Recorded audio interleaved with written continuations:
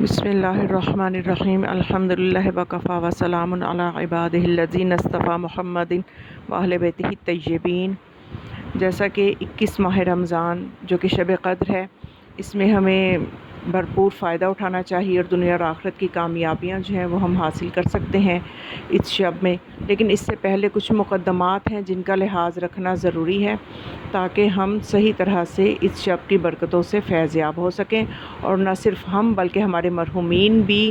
اس شب کی برکتوں سے فیض یاب ہوں۔ تو اس کے لیے ہمیں کچھ مقدمات کا خیال رکھنا ہے، اور وہ یہ ہیں کہ سب سے پہلے ہم نے دیکھنا ہے کہ شب قدر جو ہے یہ کوئی عام رات نہیں ہے، بلکہ یہ وہ رات ہے کہ اس مہینے میں کیے کے اعمال جو ہیں وہ 1000 مہینوں سے افضل ہیں، اور اس مہینے میں پروردگار کے حکم سے فرشتے نازل ہوتے ہیں اور تمام سال کی تقدیریں لے کر نازل ہوتے ہیں، اور اس پر گواہ سورہ قدر ہے جس میں یہ موجود ہے کہ اس رات میں فرشتے اور روح الامین جو ہیں وہ امام زمانہ علیہ السلام کے پاس آتے ہیں، اور پھر امام صادق علیہ السلام فرماتے ہیں کہ مقدرات جو انسان کے پورے سال میں رونما ہونے ہوتے ہیں وہ تمام کے تمام 19 ماہ رمضان کی رات کو نازل ہوتے ہیں، اور 21 کی رات کو ان مقدرات کو محکم کیا جاتا ہے، اور 23 کی رات ان پہ مہر لگا دی جاتی ہے۔ لہٰذا ہمارے لیے ضروری ہے کہ ہم اس ماہ مبارک کی طرف توجہ کریں اور بہتر سے بہتر اعمال انجام دیں اور خدا کے حضور ہم معافی مانگیں۔ لیکن یہاں پہ ایک چیز ہے، اس کا دھیان رکھنا ضروری ہے کہ معافی جب ہم اللہ سے مانگیں تو اس سے قبل ہماری جتنی لوگوں سے رنجش ہو، ہمیں چاہیے کہ ہم ان کو معاف کریں۔ جب ہم ان کو معاف کریں گے تو اللہ ہمیں معاف کرے گا۔ جب ہم اللہ سے یہ دعا کریں گے کہ اے خدا، ہم نے تیری محبت میں تیری مخلوق کو معاف کیا ہے، اور تو اب ہم بھی تیری مخلوق ہیں، تیرے بندے ہیں، تو ہمارے گناہوں کو معاف کر دے۔ تو جب یہ عمل کرنے کے بعد ہم استغفار کی تسبیحاں پڑھیں گے یا نماز توبہ پڑھیں گے یا جو بھی اعمال استغفار کے حوالے سے کریں گے وہ بارگاہ الہی میں جلدی قبول ہوں گے۔ اور ایک اور چیز ہمیں اس شب کے آنے سے پہلے جس کو دیکھنا ہے، اعمال شروع کرنے سے پہلے ہمیں یہ دیکھنا ہے کہ یہ شب جو ہے یہ امام زمانہ علیہ السلام سے اس کا گہرا تعلق ہے، بلکہ امام علیہ السلام کی معرفت کے سوا یہ شب کچھ بھی نہیں، اور امام علیہ السلام کو راضی کرنا، ان کی توجہ حاصل کرنا اور ان کے ظہور کے لیے مخلص ہو کے کوشش کرنا، یہ سب چیزیں، یہ توفیقات ہمیں تب ملیں گی کہ جب ہم جناب سیدہ سلام اللہ علیہا کو راضی کریں گے، کیونکہ اس شب کا جناب سیدہ سے بھی گہرا تعلق ہے۔ بی بی فاطمہ تو زہرا ہی شب قدر ہیں، جیسا کہ فرمان معصوم بھی ہے کہ جناب سیدہ جو ہیں وہ شب قدر جو ہیں وہ جناب سیدہ کی ذات ہے۔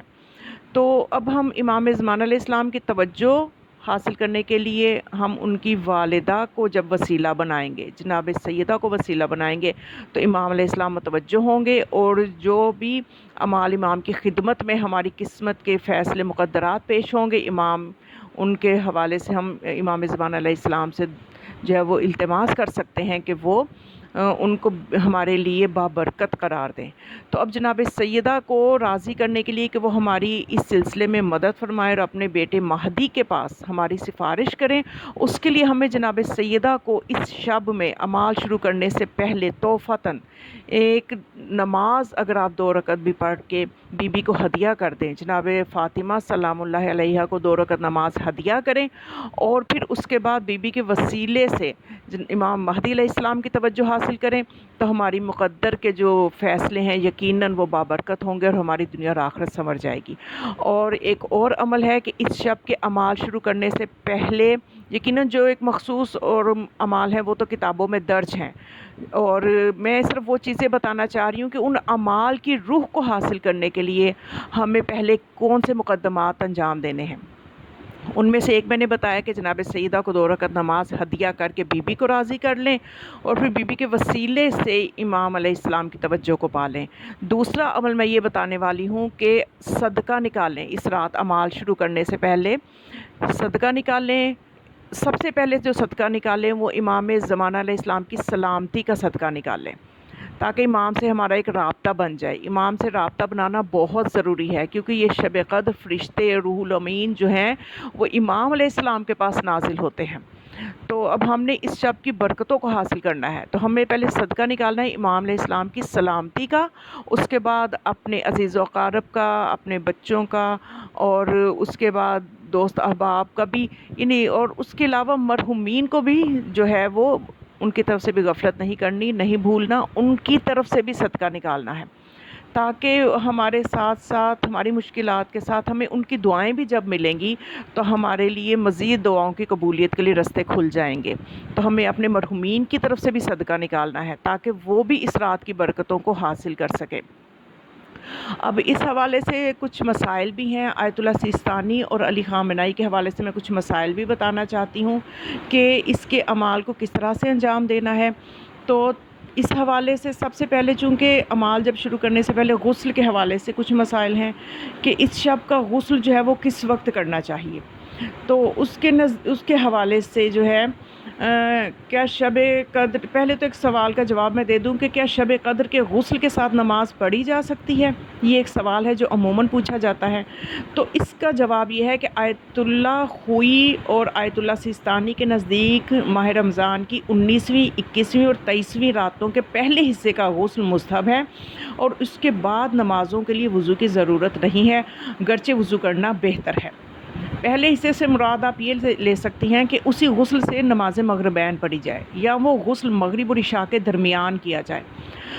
البتہ آیت اللہ خمینی اور آیت اللہ خامنہئی کے نزدیک اس غسل کے بعد نمازوں کے لیے وضو کرنا ہوگا۔ اب آپ نے جن کی تقلید کی ہے اس کے حساب سے آپ عمل کر سکتے ہیں۔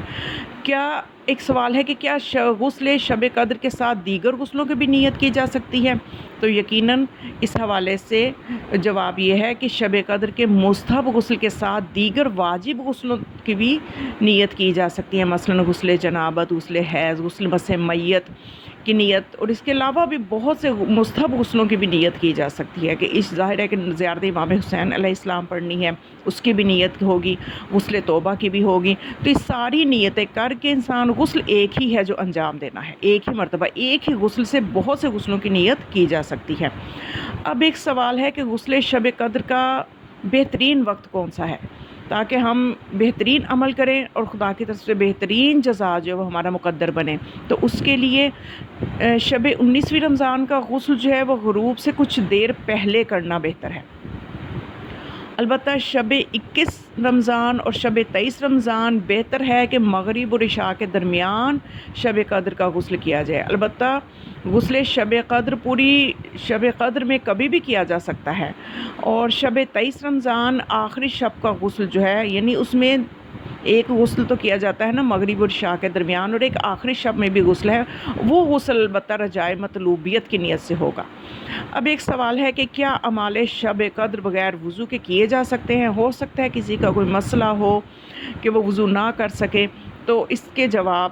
میں یہ ہے کہ نماز کے علاوہ تمام اعمال بغیر وضو کے کیے جا سکتے ہیں، البتہ اس میں بغیر وضو کے قرآن کے حروف کو ہاتھ نہیں لگے گا۔ قرآن کے حروف کو ہاتھ لگانے کے حوالے سے ایک یہ بھی سوال کیا جاتا ہے کہ جب موبائل پہ قرآن پاک پڑھا جائے تو کیا بغیر وضو کے یا حالت نجاست میں اگر کوئی انسان ہے، اس پہ کوئی واجب غسل ہے جو اس نے انجام ابھی تک نہیں دیا، تو کیا وہ قرآن کے جو سکرین پہ آیتیں ہیں یا قرآن آ رہا ہے، کیا اس سکرین کو ہاتھ لگا سکتے ہیں؟ تو سکرین کو ہاتھ لگانے میں کوئی حرج نہیں ہے اس میں، کیونکہ براہ راست ہاتھ جو ہے وہ کتابت پہ نہیں لگتا، تو اس لیے قرآن سے جب موبائل پڑھیں تو اس کی سکرین پہ بھی ہاتھ لگ جائے بغیر وضو کے تو کوئی حرج نہیں ہے۔ البتہ قرآن جو ہے اس کے اوپر، اس کے حروف کے اوپر ہاتھ نہیں لگنا چاہیے بغیر طہارت کے۔ تو اب کیا بغیر وضو کے بھی اعمال شب قدر کیے جا سکتے ہیں؟ تو نماز کے علاوہ تمام اعمال بغیر وضو کے کیے جا سکتے ہیں۔ تو پھر اگلا سوال یہ کیا جاتا ہے کہ کیا اعمال شب قدر کو عربی کے علاوہ اردو یا انگلش میں بھی انجام دے سکتے ہیں؟ جی ہاں، لیکن عربی میں انجام دینا بہتر ہے۔ اس کے علاوہ کہ عمل قرآن کرتے وقت قرآن کو کھول کے سر پہ رکھا جائے یا کہ بند کر کے، تو اس سلسلے میں فقہا فرماتے ہیں کہ قرآن کو بند حالت میں رکھنا کافی ہے۔ البتہ ایک چیز میں یہاں پہ بتا دوں، اور چیز ایک کا اضافہ میں کر دوں کہ جب عمل قرآن سے پہلے ایک عمل یہ ہوتا ہے کہ قرآن کو کھول کے سامنے رکھا جاتا ہے اور ایک دعا پڑھی جاتی ہے۔ ہر شب قدر، تینوں جو شب قدر ہیں ان میں یہ عمل بھی آپ یقیناً کرتی ہوں گی۔ تو اس میں ایک چیز آپ کو بتاؤں کہ جب آپ قرآن کو کھولنے لگیں کہ اب آپ نے وہ دعا پڑھنی ہے، تو جب قرآن کو کھولنے لگیں تو خشوع و خضوع کے ساتھ اللہ سے دعا کر کے اس قرآن کو کھولیں، کیونکہ بعض فقہا فرماتے ہیں کہ اس وقت جو قرآن کھلتا ہے تو اس کے اوپر جو تحریر آتی ہے ممکن ہے وہ آپ کے سال کا مقدر لکھا ہوا ہو، ان دونوں صفحوں پہ جو دو صفحے آپ کے سامنے کھل کے آتے ہیں، ممکن ہے کہ اس کے اوپر آپ کا سال بھر کا مقدر لکھا ہو۔ تو اس کے بعد جو ہے وہ دعا پڑھی جاتی ہے، اس کے بعد قرآن کو بند کر کے سر پہ رکھ کے تو عمل کیا جاتا ہے۔ تو اب اس کے علاوہ بھی ایک اور مسئلہ ہے کہ کیا حالت حیض میں خواتین شب قدر کا غسل کر سکتی ہیں؟ تو یقیناً کر سکتی ہیں، اس میں کوئی حرج نہیں ہے، بلکہ یہاں یہ بھی فقہا فرماتے ہیں کہ اگر عام روٹین میں بھی خواتین ان دنوں میں اگر وضو کر کے نماز کے وقت پہ بیٹھیں اس جگہ پہ جہاں پہ نماز پڑھتی ہیں تو یہ ایک بہت بہترین عمل ہے، اور اپنی یہ تاکیبات کو بجا لائیں۔ صرف ایک نماز ہے جو نہیں پڑھنی، باقی جو تاکیبات ہیں ان کو انجام دیں، تو اس میں کوئی حرج نہیں ہے۔ تو اس کے علاوہ یہ کہ اس شب کے جو ہے شب قدر کے حوالے سے کون کون سے اعمال ہیں جو حالت حیض میں انجام دیے جا سکتے ہیں؟ تو اس کا جواب یہ ہے کہ اعمال شب قدر میں آیت اللہ سیستانی، آیت اللہ خامنائی دونوں کا یہ فتویٰ ہے کہ اس حالت میں عورت نماز کے علاوہ سوائے 4 سجدوں والی آیات کی تلاوت کے تمام شب قدر کے اعمال کر سکتی ہیں۔ یعنی ایک تو نماز نہیں پڑھنی جو اس شب کی نماز ہے، اور دوسرا وہ 4 آیتیں جن میں سجدے واجب ہیں، وہ صرف وہ آیتیں وہ نہیں پڑھنی۔ آیت اللہ سیستانی اور علی خامنائی کے نزدیک فتویٰ اس طرح سے ہے، اور تمام دعائیں جو ہیں وہ زیارات، تسبیحات، عمل قرآن، اذکار سب کچھ پڑھا جا سکتا ہے۔ البتہ امام خمینی کی تقلید پہ باقی رہنے والی خواتین حالت حیض میں تلاوت قرآن کرتے وقت وہ 4 صورتیں نہیں پڑھیں گی جن میں آیات سجدہ آتی ہیں، جیسا کہ دعائے کمیل ہے اس میں جو آیت آتی ہے افمن کان مؤمنا کمن کان فاسقا لا یستوون، تو یہ آیت بھی جو ہے یہ واجب اس کا پورا سورہ ہی نہیں پڑھ سکتے، یعنی جس سورے میں واجب سجدے والی آیت آتی ہے وہ پورا سورہ ہی نہیں پڑھ سکتے، یہ امام خمینی کا فتویٰ ہے۔ اور باقی جو ہے آیت اللہ سیستانی علیہ خامنائی فرماتے ہیں کہ صرف وہ آیت نہیں پڑھنی جس پہ سجدہ واجب ہوتا ہے۔ تو اس کے علاوہ باقی جو ہیں اعمال کتابوں میں درج ہیں وہ آپ کریں۔ یہ کچھ مقدمات تھے جو میں بتانا ضروری سمجھتی تھی تاکہ اس شب کی برکتوں سے ہم بھرپور فائدہ اٹھائیں، اور اس میں اپنے مرحومین کو بھی یاد رکھیں اور دعاؤں میں مجھے بھی یاد رکھیے گا۔ وما علیہ الا البلاغ، والسلام علیکم ورحمۃ اللہ وبرکاتہ۔